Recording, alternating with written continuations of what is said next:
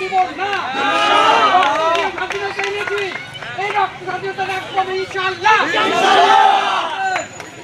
এখন দয়া করে ভাই অনেকে আমি জানি ব্লাড গ্রুপ থেকে আমি জানি অনেকে ভয় পায় সুইয়ের ভয় যে সুই ঢুকাইলে ব্যথা পাওয়া যায় অনেক আছেন ঢাকা মেডিকেলের ব্লাড যোগাযোগ করেন, ঢাকা মেডিকেলের ব্লাড যোগাযোগ করেন, তাদের সঙ্গে রক্তদান করেন। তাদের সঙ্গে আমরা